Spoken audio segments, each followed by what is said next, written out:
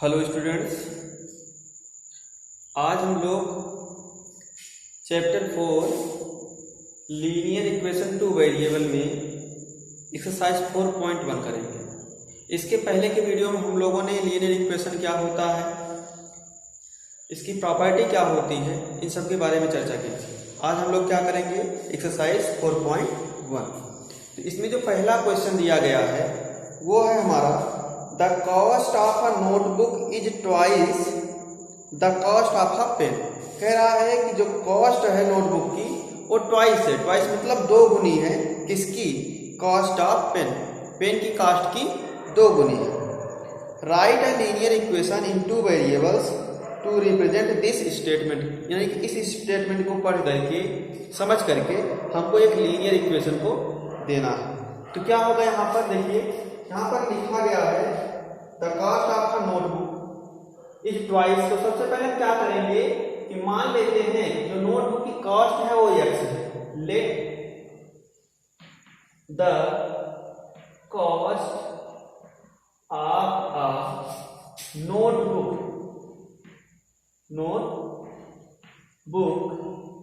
Equal to x rupees. And और क्या मान लेते हैं, एंड द कॉस्ट ऑफ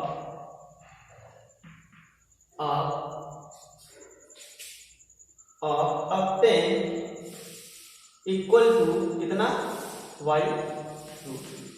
हमने कॉस्ट मान लिया नोटबुक की कितनी है, x रुपीज है, और कॉस्ट ऑफ अ पेन, एक पेन की कॉस्ट कितनी है, y रुपीज है। अब इसमें कहा गया है जो नोटबुक की कॉस्ट है वो ट्वाइस है। किसकी? पेन की कॉस्ट की। तो यहां पर लिखिए अकॉर्डिंग टू क्वेश्चन नोटबुक की कॉस्ट, इसकी जो कॉस्ट है ये पेन की कॉस्ट की ट्वाइस है, तो 2 1। या इसको हम ले सकते हैं x minus 2y equal to 0।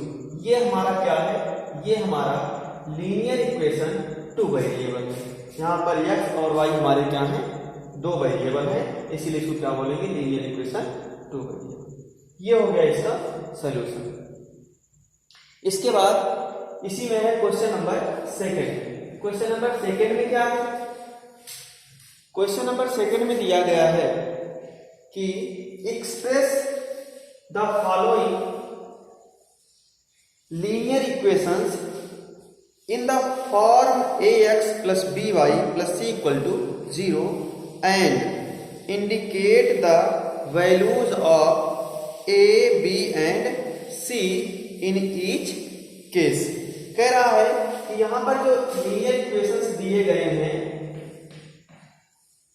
ये 2x plus 3y equal to दिया गया है 9.35 के ऊपर क्या है, 12। सबसे पहले इस इक्वेशन को हमको किस फॉर्म में लिखना है, हमको इसको लिखना है ax plus by plus c equal to 0 के फॉर्म में। किस फॉर्म में लिखना है, ax plus by plus c equal to 0 के फॉर्म में लिखना है सबसे पहले। तो ये हमारा इस फॉर्म में नहीं लिखा गया। क्यों नहीं लिखा गया? क्योंकि जो कांस्टेंट टर्म है वो कहां है, राइट हैंड साइड में है। तो उस कांस्टेंट टर्म को कहां लेके आएंगे, हम लेफ्ट हैंड साइड में लेके आएंगे।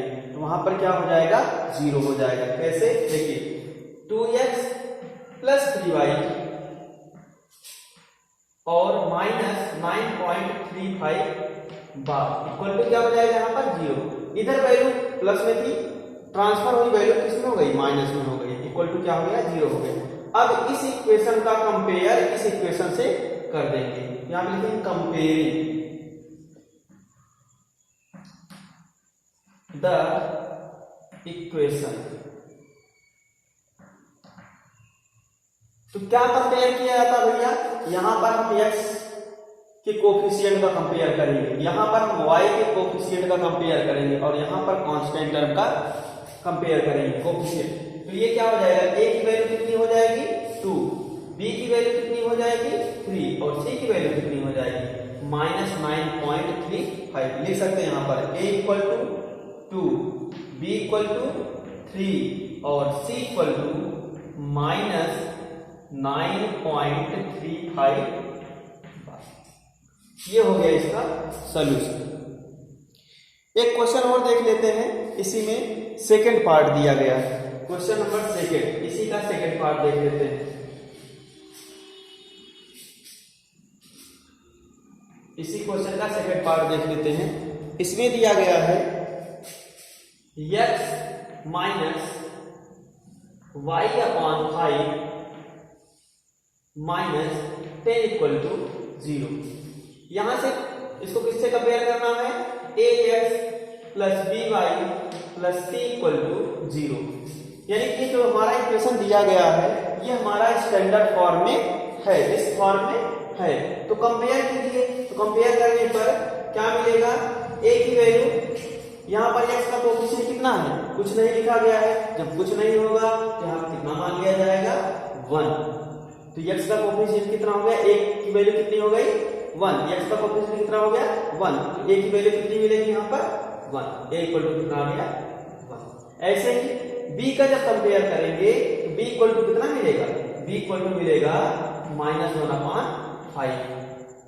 कैसे आया, क्योंकि हम इस पार्ट को क्या लिख सकते हैं, इस पार्ट को हम सिर्फ इस पार्ट को लिख सकते हैं, -y/5 को लिख सकते हैं क्या, -1/5 इंटू y।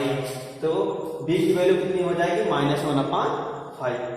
ठीक, अब क्या करेंगे, c इक्वल टू कितना आएगा, c इक्वल टू होगा हमारा -10। ये हो गया इसका सॉल्यूशन। आप इसी तरीके से इस क्वेश्चन में जो और पार्ट दिए गए हैं उन सबको क्या करेंगे, सॉल्व करेंगे। इसके बाद हम लोग चलते हैं एक्सरसाइज 4.2 पर। किस पर चलते हैं, एक्सरसाइज 4.2 पर। 4.2 में क्या दिया गया है, 4.2 में कहा गया है कि which one of the following option is true and why। कह रहा है कि इस इक्वेशन के लिए, क्वेश्चन नंबर जो फर्स्ट है उसमें क्या दिया गया है, इसमें कहा गया है कि y equal to 3x plus 5 के कौन कौन से सॉल्यूशन हो सकते हैं। इसमें पहला है कि a unique solution, unique solution. इसी में दूसरा दिया गया है ओनली 2 सॉल्यूशन।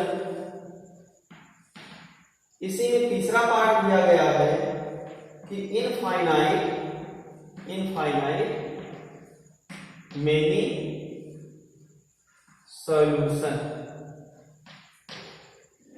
तो ये हमारा कैसा इक्वेशन है, ये हमारा लीनियर इक्वेशन 2 वेरिएबल है। या इसको स्टैंडर्ड फॉर्म में क्या लिख सकते हैं, 3x minus y plus 5 equal to 0। ये हमारा क्या है, लीनियर इक्वेशन 2 वेरिएबल है। तो हमने इंट्रोडक्शन में ही बताया था कि अगर कोई लीनियर इक्वेशन 2 वेरिएबल इक्वेशन है तो वो एक लाइन को रिप्रेजेंट करता है। अगर लाइन को रिप्रेजेंट करेगा तो इसके नंबर ऑफ सॉल्यूशन कितने हो जाएंगे, इनफाइनाइट हो जाएंगे। क्यों, क्योंकि एक लाइन पर इनफाइनाइट नंबर्स ऑफ पॉइंट लाई करते हैं।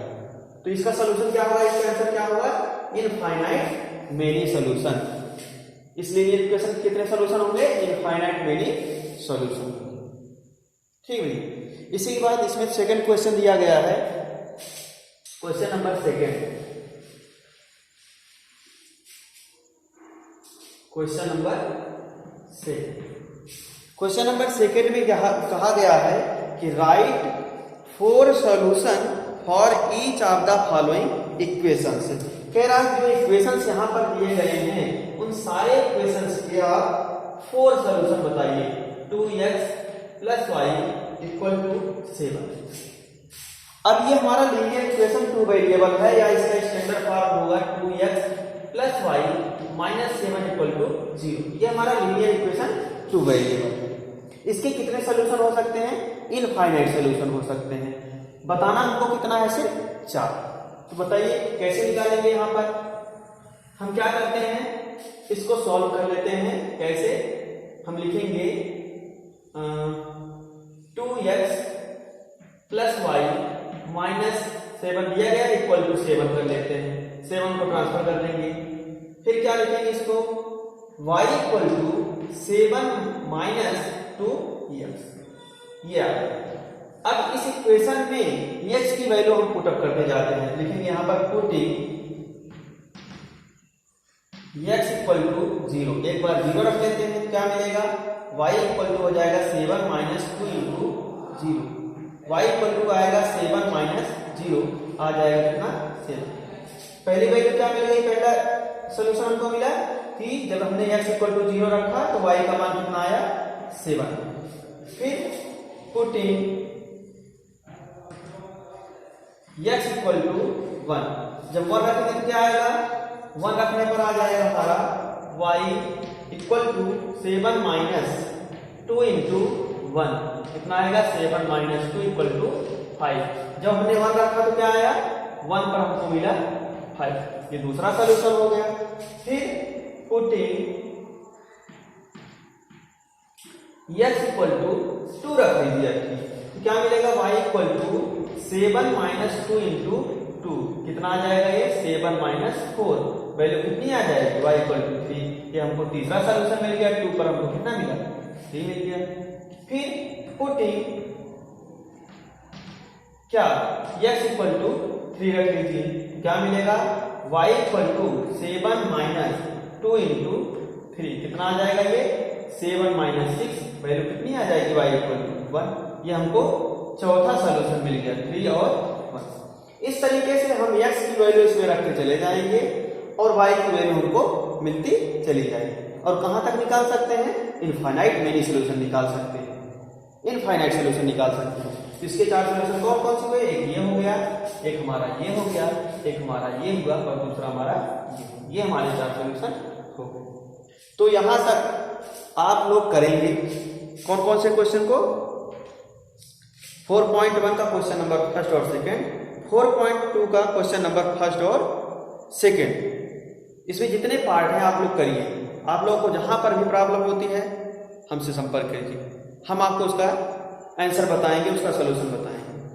ये आज की वीडियो आप लोगों को पसंद आई हो तो लाइक कीजिए, दोस्तों के साथ शेयर कीजिए और चैनल को सब्सक्राइब जरूर कीजिए। धन्यवाद।